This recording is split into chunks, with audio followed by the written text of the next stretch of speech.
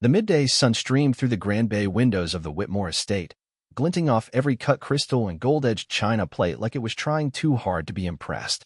Outside, the lawn was a perfectionist's dream: trimmed hedges, symmetrically placed tables, white parasols billowing gently in the breeze.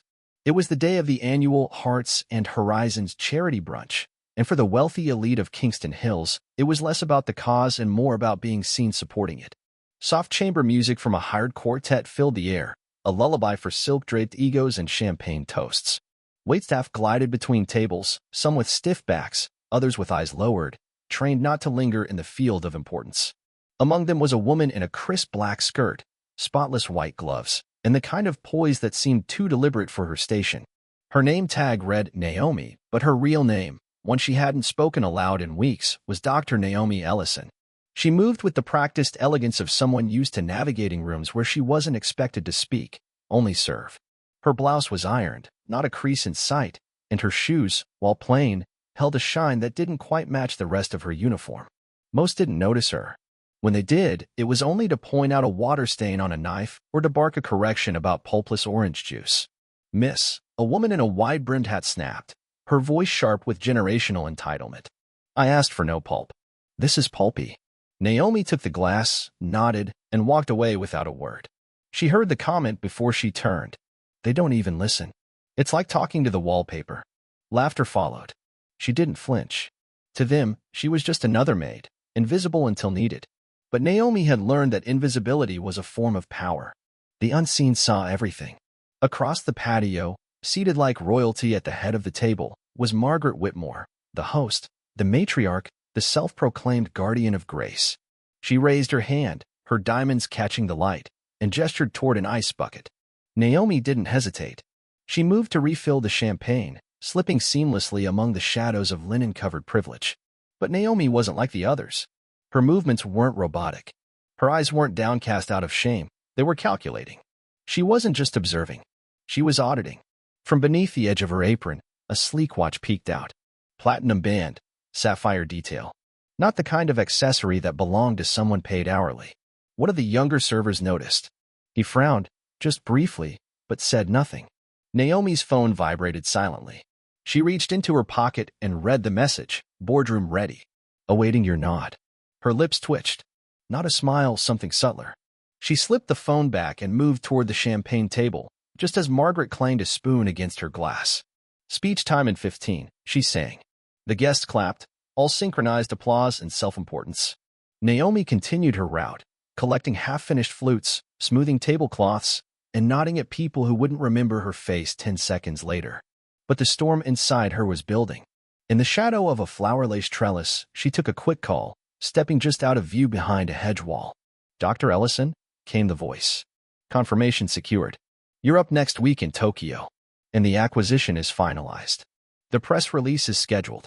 "Thank you," she said, voice firm, clipped, and nothing like the gentle cadence she used on the patio. "Send the contract to legal. I'll sign before end of day." Back in character, Naomi re-entered the fray, a silver tray balanced effortlessly on one hand. A woman in a silk dress whispered to her companion, "I hear she drives a Tesla. Can you imagine? On a maid's salary." Naomi ignored it. Soon, a delivery man walked through the gates, black slacks, pressed shirt, shoes polished enough to see your soul in. He carried a silver briefcase, sleek, modern, too deliberate to be part of the brunch aesthetic.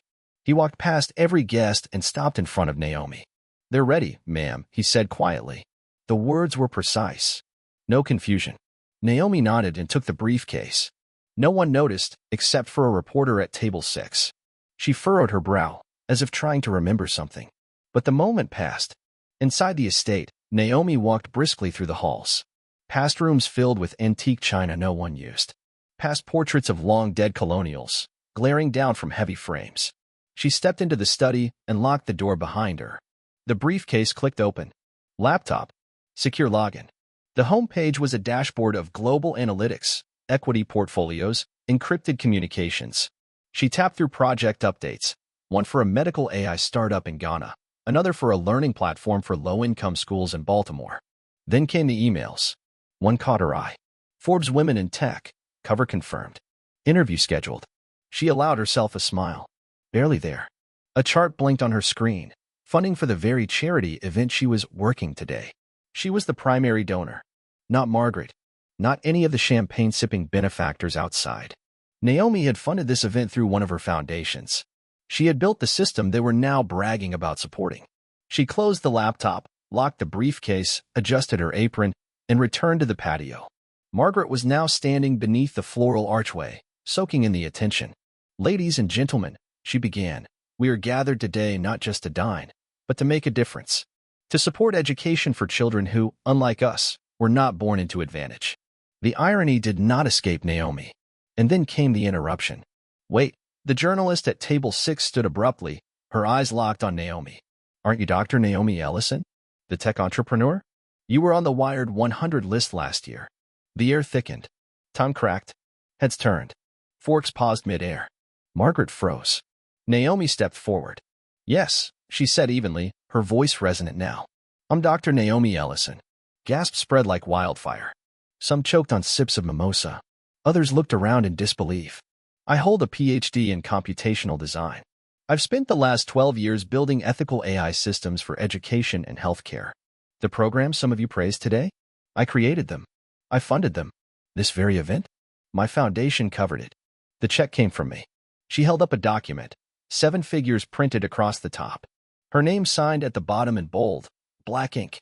"I worked this event today because I wanted to witness how people are treated when they're perceived to have nothing to offer. I've seen more truth in the last 3 hours than in 3 years of board meetings." Silence. A man who had mocked her earlier stood slowly. "Dr. Ellison." We didn't know."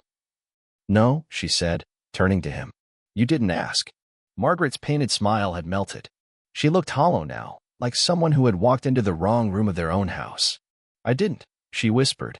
Naomi gave a small nod. "Exactly." Without another word, she placed the check on the podium, picked up her briefcase, and walked toward the gate. No one stopped her. They wouldn't dare. At the kitchen entrance, she paused, pulled out a folded envelope and slid it across the counter. To the staff, it read, "Inside cash, enough to make a weekend feel like a month of dignity." As she reached the gate, a young server ran up. "Dr. Ellison," he panted. "Are you withdrawing support?" She turned slowly, meeting his gaze. "No," she said. "I'm not here to punish ignorance. I'm here to expose it. That's the first step toward change." She walked away. Outside, the black sedan waited. The same valet who hadn't made eye contact hours earlier now fumbled over himself to open the door. I didn't realize." "You weren't supposed to," Naomi said kindly, then got in. The car pulled away. The Whitmore estate faded in the rearview, but the impact didn't. The guests would talk. The staff would remember. And the next event wouldn't feel the same. 15 minutes later, the elevator opened on the 43rd floor of a glass-paneled high-rise. Naomi stepped out in navy silk, her heels sharp against marble. Her assistant approached with a tablet, already listing meetings and markets. "Dr. Ellison, Tokyo agendas confirmed. And the minister from Kenya just called. They're requesting you keynote the summit. Tell them I'll call back within the hour." And as she stepped into her boardroom, she smiled, not because she'd surprised them, but because she never needed to. They just finally saw her. And this time, they wouldn't forget her name.